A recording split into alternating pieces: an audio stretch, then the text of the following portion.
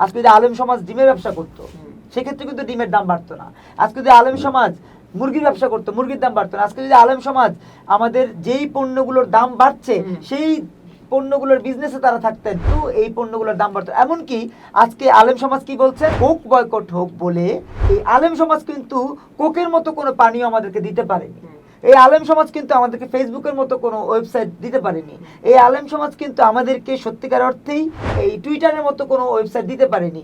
এই আলেম সমাজ আমাদেরকে পেন ড্রাইভ দিতে পারেনি, মোবাইল দিতে পারেনি, ল্যাপটপ দিতে পারেনি, কম্পিউটার দিতে পারেনি। কারা দিয়েছে?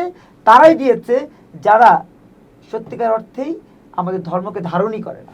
রাসূল সাল্লাল্লাহু আলাইহি ওয়াসাল্লাম ইমাম ছিলেন, তিনি সেনাপ্রধান ছিলেন, তিনি রাষ্ট্রপ্রধান ছিলেন।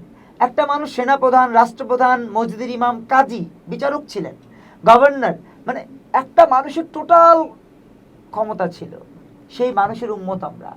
তাহলে আপনি 5 ওয়াক্ত নামাজ পড়িয়ে সেই নামাজের টাকায় আপনার জীবন কেন নির্বাহ করবেন? এমন শিক্ষা কেন শিক্ষিত হচ্ছেন যে আপনি ওই শিক্ষাটা বাইরে এসে কোনো মাল্টিন্যাশনাল কোম্পানিতে কাজে লাগাতে পারেন না?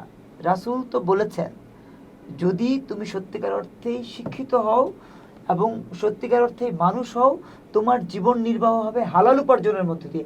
হালাল উপার্জন মানে কি? আমার মুসল্লিদের উপর নির্ভর করতে হবে।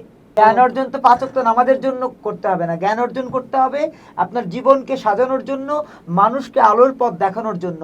আপনি যদি আলোর পথ দেখাতে চান সেক্ষেত্রেও আপনাকে জ্ঞান অর্জন করতে হবে। আপনি যদি নিজের জীবন সাজাতে চান সেক্ষেত্রেও আপনাকে জ্ঞান অর্জন করতে হবে। তাহলে এরা জ্ঞান অর্জন করে শুধুমাত্র ইমামতি করার জন্য আর মানুষকে ওই খুতবা দেওয়ার জন্য। এই খুতবা সেই খুতবা, যেই খুতবা 1500 বছর আগের খুতবা।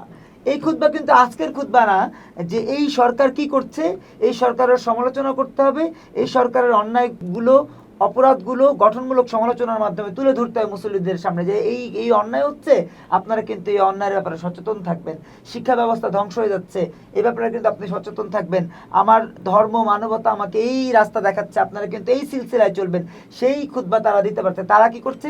1500 বছর আগের খুতবা তারা হচ্ছে আমাদেরকে দেখাচ্ছে। তারা এমন শিক্ষায় শিক্ষিত হবে যে শিক্ষায় শিক্ষিত হলে আলোকিত পৃথিবী করা যাবে। যে শিক্ষায় শিক্ষিত হলে ইমামতি যদি করেন করবেন, শিক্ষকতা যদি করেন করবেন, কিন্তু আপনি আপনার জায়গা থেকে আরেকটা রো রাখবেন, যে রোতে চললে আপনার জীবন জীবিকাও চলবে, পাশাপাশি আপনি ধর্মের জন্য সেবা করবেন। আল্লাহ তাআলা বলেছেন, আমি ব্যবসাকে হালাল করেছি, সুদকে হারাম করেছি। এই সুদের ব্যাখ্যায় আমি যদি যাই সেক্ষেত্রে দেখা যাবে এখানে ঘুষ চলে আসে, এখানে অন্যায় করে কাউকে কষ্ট দিয়ে, কারো জমি দখল করে, কারো কাছ থেকে চাঁদা নিয়ে, সেই বিষয়গুলোও কিন্তু ওই সুদের মধ্যে চলে আসে। অর্থাৎ আপনি এমন কিছু করতে পারবেন না যার মাধ্যমে মানুষ ক্ষতিগ্রস্ত হয়। এই ক্ষতিগ্রস্ত না করে কিভাবে উপার্জন করবেন? আপনি এমন ব্যবসা করেন, যেমন এখন অনেক রকমের ব্যবসা আমাদের দেশে চলছে, যে ব্যবসাগুলো, যেমন এখন ডিমের ব্যবসা। আজকে যদি আলেম সমাজ ডিমের ব্যবসা করতো সেক্ষেত্রে কিন্তু ডিমের দাম বাড়তো না।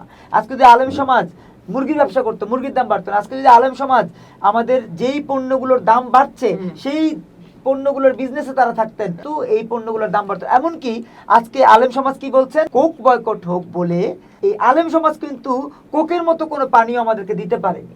এই আলেম সমাজ কিন্তু আমাদেরকে ফেসবুকের মতো কোনো ওয়েবসাইট দিতে পারেনি। এই আলেম সমাজ কিন্তু আমাদেরকে সত্যিকার অর্থেই এই টুইটারের মতো কোনো ওয়েবসাইট দিতে পারেনি। এই আলেম সমাজ আমাদেরকে পেন ড্রাইভ দিতে পারেনি, মোবাইল দিতে পারেনি, ল্যাপটপ দিতে পারেনি, কম্পিউটার দিতে পারেনি। কারা দিয়েছে? তারাই দিয়েছে যারা সত্যিকার অর্থেই আমাদের ধর্মকে ধারণই করে না।